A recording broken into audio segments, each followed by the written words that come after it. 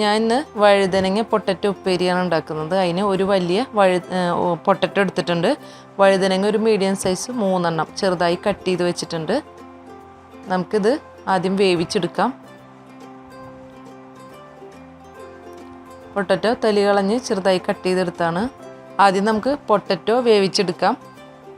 വഴുതനങ്ങനേക്കാളും പൊട്ടറ്റോന് wave കൂടുതലുള്ളതുകൊണ്ട് ആദ്യം potato കുറച്ചൊന്ന് പകുതി വേവായതിന് ശേഷം വഴുതനങ്ങ ഇട്ടാൽ മതിയാവും. അതിലേക്ക് ഒരു 1/2 ടീസ്പൂൺ മഞ്ഞൾപ്പൊടിയും ആവശ്യത്തിനുള്ള ഉപ്പും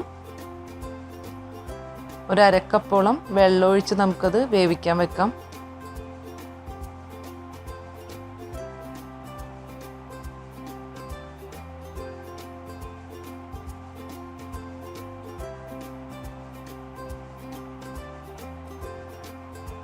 അതൊന്ന് വെന്തിപ്പോൾ ഒരു പകുതി വേവായിട്ടുണ്ട്. അതിലേക്ക് നമുക്ക് പൊട്ടറ്റോ പകുതി വേവാകുമ്പോൾ നമുക്കൊന്ന് വഴുതനങ്ങ ഇട്ട് കൊടുക്കാം.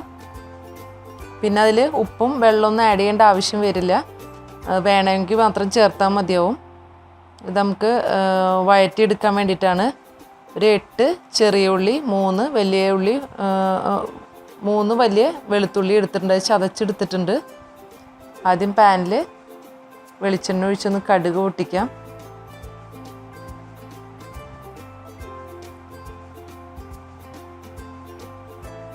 പൊട്ടിയതിന് ശേഷം നമുക്ക് ചതച്ച് വെച്ച ഉള്ളിയും വെളുത്തുള്ളിയും ആഡ് ചെയ്ത് കൊടുക്കാം. ഞാൻ ഇതിലേക്ക് ഉണക്കമുളക് ആഡ് ചെയ്തിട്ടില്ല. അത് ഞാൻ ക്രഷ്ഡ് മുളക് ഉള്ളതുകൊണ്ട് അതാണ് ഇടുന്നത്, അതുകൊണ്ടാണ് ആഡ് ചെയ്യാൻ. അല്ലെങ്കിൽ നിങ്ങൾ അതില്ലെങ്കിൽ നിങ്ങൾ ഉണക്കമുളക് അതിൽ ചേർത്തൊന്ന് ചതച്ചെടുത്തിട്ട് അതും കൂടി ചതച്ചെടുത്തിട്ട് ഒരുമിച്ചിട്ടാലും മതി. വേപ്പില ആഡ് ചെയ്ത് കൊടുക്കാം. നന്നായി വഴുന്നതിന് ശേഷം നമുക്ക് അതിലേക്ക് വേവിച്ച് വെച്ച പൊട്ടറ്റോ വഴുതനങ്ങയും കൂടിയിട്ടുള്ളത് അതിൽ ആഡ് ചെയ്യാം. നന്നായി മിക്സ് ചെയ്ത് കൊടുക്കാം. നിങ്ങൾക്കിനി വേവ് കുറച്ചെടുക്കണം എന്നുണ്ടെങ്കിൽ അങ്ങനെയും ചെയ്യാം. എനിക്ക് കുറച്ച് വെന്തിട്ടാണ് ഇഷ്ടം ഇത്, അതുകൊണ്ടാണ് ഞാനിത്തിരി വേവിച്ചെടുത്തത്. അപ്പോൾ നമ്മുടെ വഴുതനങ്ങ പൊട്ടറ്റോ ഉപ്പേരി റെഡി ആയിട്ടുണ്ട്.